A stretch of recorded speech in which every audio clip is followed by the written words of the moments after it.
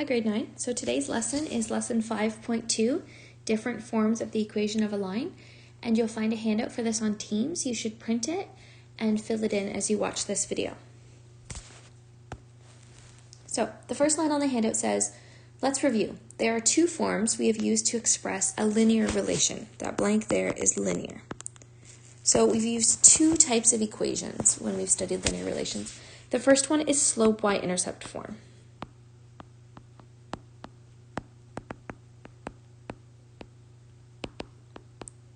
And that looks like y equals mx plus b,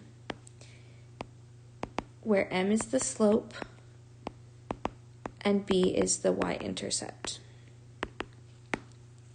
The other type of equation that we've looked at is standard form. And standard form is ax plus by plus c equals 0, where a, b, and c are numbers. All right, so now we're going to practice switching back and forth between the two forms of equations. So example 1 says, express the equation 5x plus 6y plus 15 equals 0 in y equals mx plus b form. So we want to go from 5x plus 6y plus 15 equals 0 to y equals mx plus b. So we want to get y by itself on one side of the equation, so we want to isolate y. So in order to do that, I need to basically undo everything else until I get y by itself. So I'm going to first take away 5x from both sides. That gets me one step closer to getting y by itself. So now I have 5x minus 5x is 0. So I have 6y plus 15 equals 0 minus 5x is negative 5x.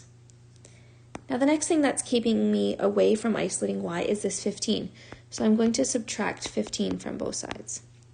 Now I have 6y, and then 15 minus 15 is 0, equals negative 5x minus 15.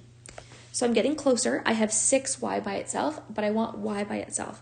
So 6 is multiplied by y, so to undo that, I need to divide, because the opposite of multiplication is division.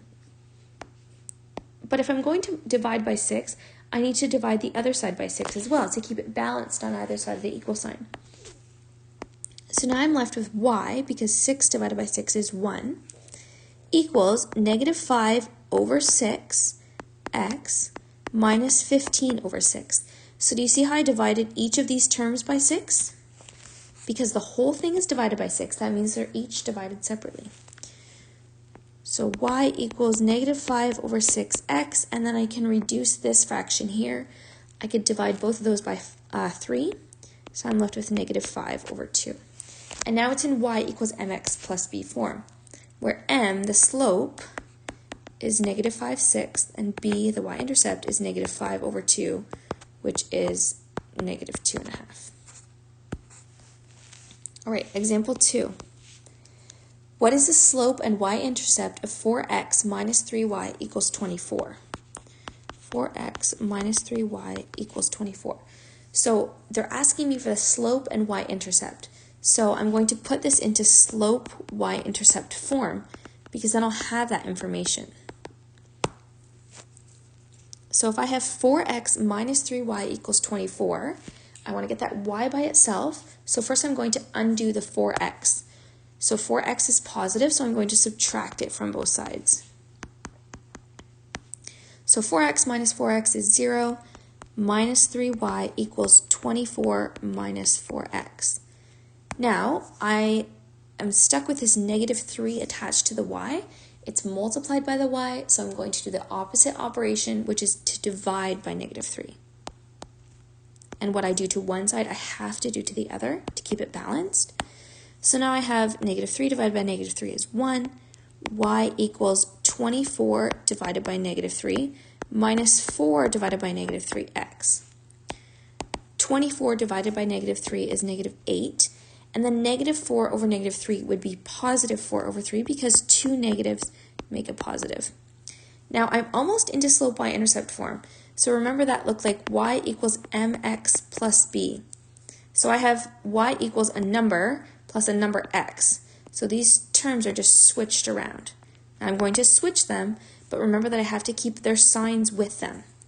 So 4/3 x was positive, minus 8. Now it's in slope y-intercept form, and I can answer what's the slope and what's the y-intercept. The slope is 4/3, which is 1 1/3, and the y-intercept is negative 8. Example 3. Express y equals 2/3 x plus 7/3 in standard form. So y equals 2/3 x plus 7/3 in standard form, which looks like ax plus by plus c equals 0. So I want to get this y over to that side now, so I'm going to subtract it from both sides. So y minus y is 0. 0 equals 2/3 x plus 7/3 minus y. Okay, now I want to get rid of those fractions because I need whole numbers. So I'm going to look at what's their common denominator. They're both 3, so the common denominator would be 3. So I'm going to multiply both sides of this equation by 3. 3 times 0 is still 0.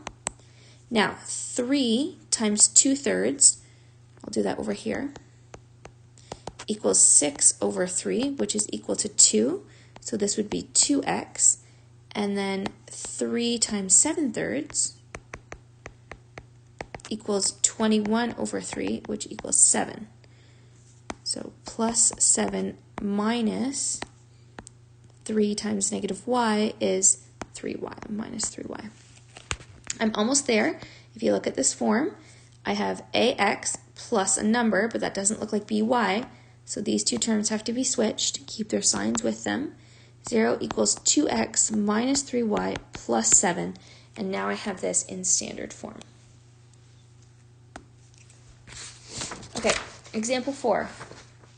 Zach has 2 part-time jobs. At a gas station, he earns $8 per hour, and at the grocery store, he earns $9 per hour. He's hoping to save $520 to buy a snowboard.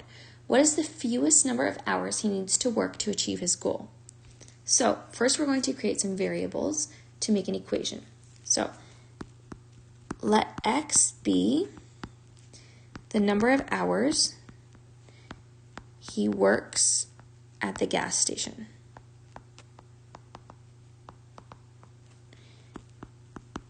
Let y be the number of hours he works at the grocery store.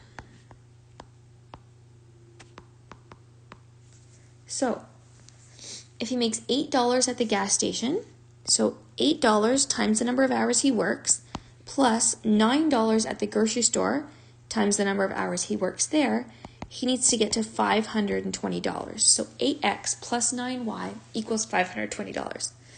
So I'm going to isolate a variable so that I can use this equation more efficiently. So I'm going to just choose x to get by itself.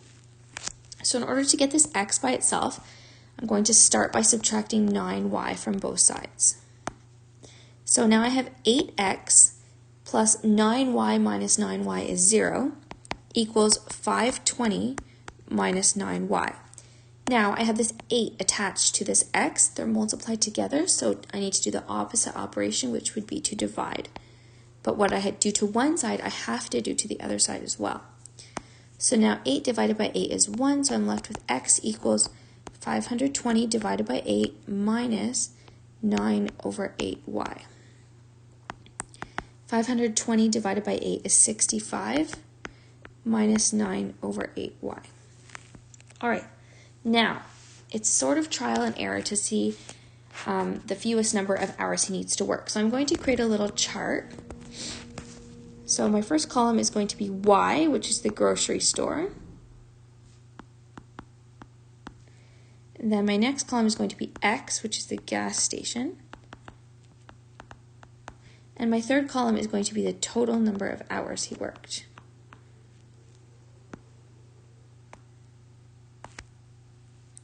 All right, so I'm just going to choose some amounts, some numbers of hours that he might have worked at the grocery store. So say 0, 10, 40, and 60. Now, I'm going to take these values of y and I'm going to plug them into my equation that I just found. So my equation was x equals 65 minus 9 over 8y. So I'm going to plug in 0 for y. So, x equals 65 minus 9 over 8 times 0, this 0 here. And that equals 65 minus 9 over 8 times 0 is 0, so that just equals 65.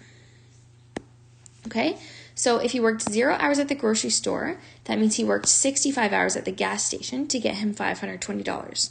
So total, he worked 0 hours at the grocery store plus 65 at the gas station is a total of 65 hours. Okay, what about if he worked 10 hours at the grocery store? So let's plug that in. So x equals 65 minus 9 over 8 times 10. 9 over 8 times 10 is 90 over 8. 65 minus 90 over 8 equals 53.75.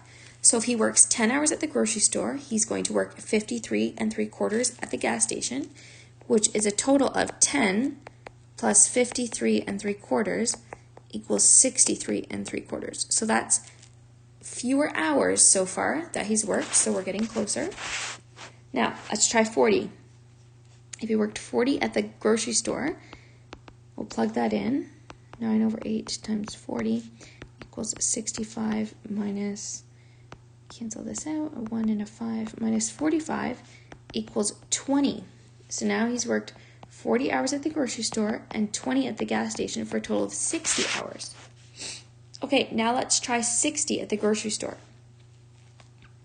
So x equals 65 minus 9 over 8 times 60 equals 65 minus 67.5 equals negative 2.5. Well, you can't work negative hours somewhere, so this one doesn't work. So therefore, 60 hours is the fewest number of hours he needs to work to achieve his goal. All right, so that wraps up our lesson for today. There are some homework questions. They're tomorrow's work technically, but if you'd like, you can get started on them.